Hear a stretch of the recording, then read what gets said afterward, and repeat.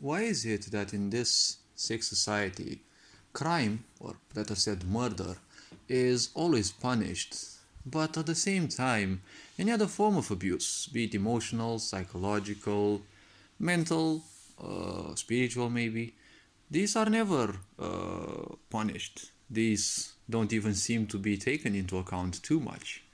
Though, internationally speaking, there are institutions that deal, for example, with narcissistic traumas or things like that, but no one seems to be punishing those necessarily, those abusers.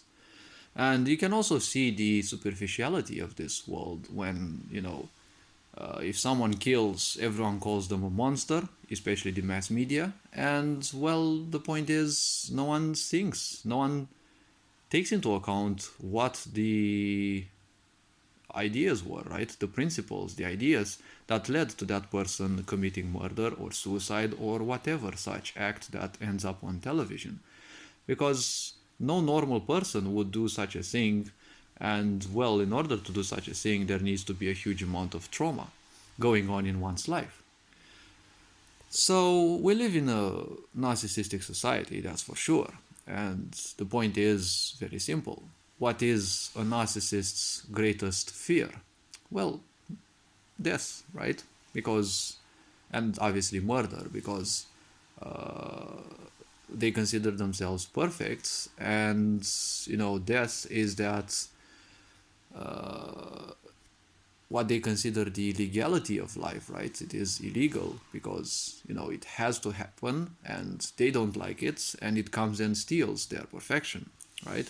It is that daunting aspect of life that one day death will come and it will take all their perfection away. So obviously it is something like this. But the point is, if we would live in a sane society, I would say murder is one of the lesser problems in a society, because when you murder someone, their life has ended. Yes, it may be traumatic, but at least it ends, and it is quite short. Compared to this, imagine that in a family, a child can be abused for 10, 20, 30 years. Even a few days of abuse will leave them with marks for the rest of their life. So I would say emotional, mental abuse and the such, they are far more um, damaging to a certain human, right? To any human actually, to the system, because the traumas that you go through in life, well, if you're not capable of dealing with those, you will go through those your entire life. There is no thing against this. It is way too obvious. At the same time, as I've been saying, your mother is the first witch that you encounter in life, because with a set of quotes, she can simply ruin your whole life and make you live as if you're never good enough and the such. Or she can make you live as a confident person who knows and, well, in time learns how to become even more stable emotionally, mentally, psychologically. Because how a mother treats you is the most important thing.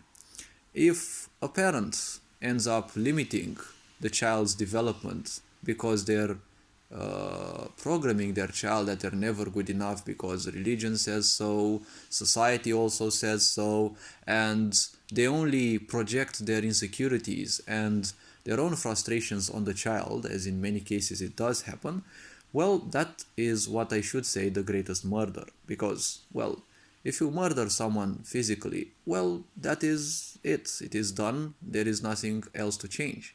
If you negate or diminish someone's potential of life, well, I would say this is a far greater misery that you bring into the world.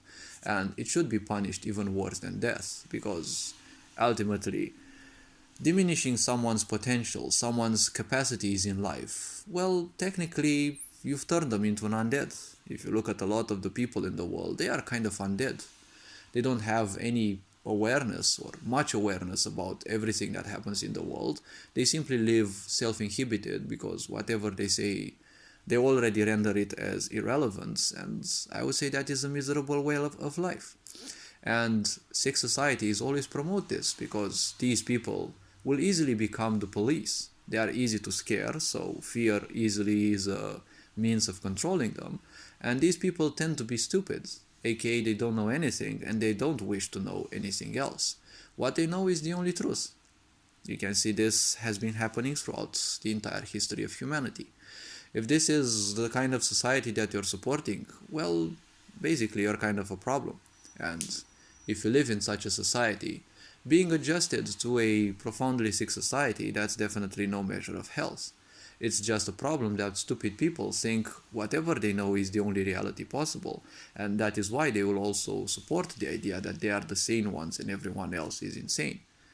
This being said, hopefully this video was introspective enough. Take care, enjoy life, and well, have an awesome day. Happy Easter. Ferenc Bor signing out.